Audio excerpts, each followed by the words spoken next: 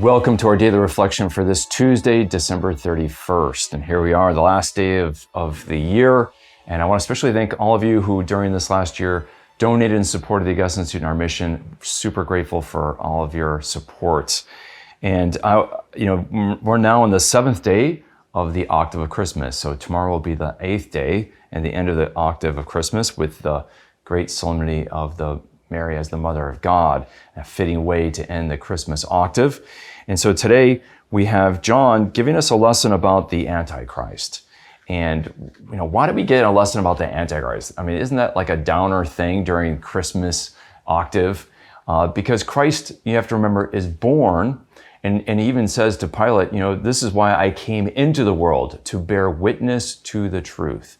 So Jesus is born and enters in the world to bear witness to the truth about God, that God is a loving Father, and he bears witness to God and to the truth.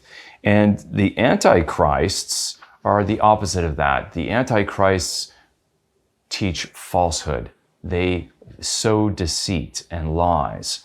And so what John's telling to the church is he's telling us that Jesus is the Christ because he bears witness to the truth. And that we're going to see that in the gospel today, where we have the prologue of the Gospel of John, and we'll see how it relates to the truth. You have the light shining out in the darkness, and the darkness does not overcome it, which is such a great image for us.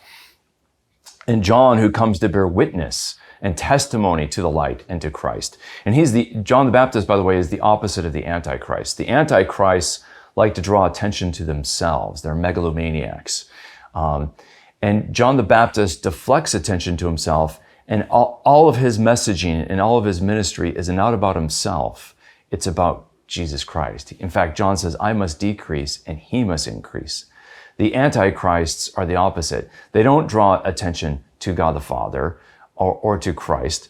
They draw attention to themselves. They must increase is always their mantra, right?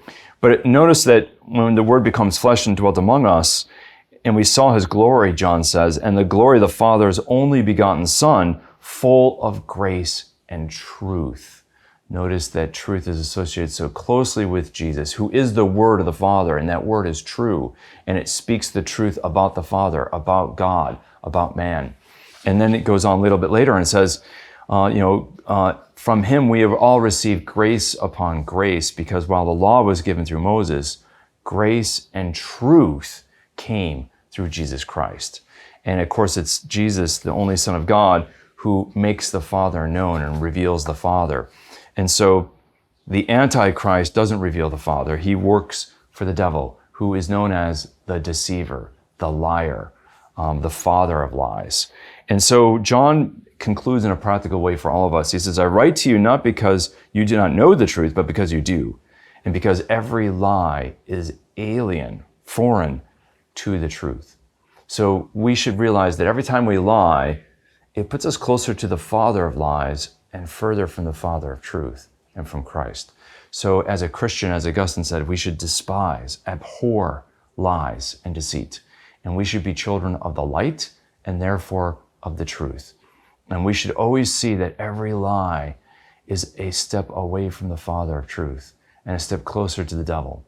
And so we should fear and abhor all lies and deceit. Lies and deceit always are self-serving, and the Antichrist is the greatest one who serves himself, whereas Christ serves the Father, and he is always honest and he is always true. May we pursue the truth and live in that light, and may the Lord strengthen us in that light, and may he bless and keep you.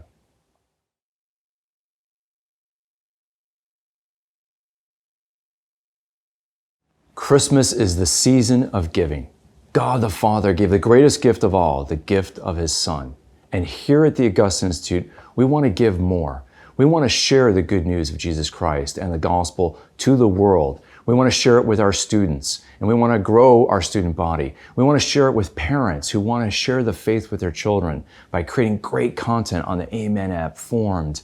We want to share it with Catholic adults who come to these platforms and encounter Catholic content through the Augustine Institute, who want to understand, live, and share their faith more deeply. Help us, become a partner with us in this endeavor to give more, to renew the church. And right now, I'm very excited to say that your gift will be matched dollar by dollar, dollar for dollar, with a generous donor who's pledged to match our end of the year appeal up to $1 million. Wow, this is an extraordinary opportunity for us to grow and to share our mission with others. And you can do so, and you can help us if you go to augustininstitute.org/give.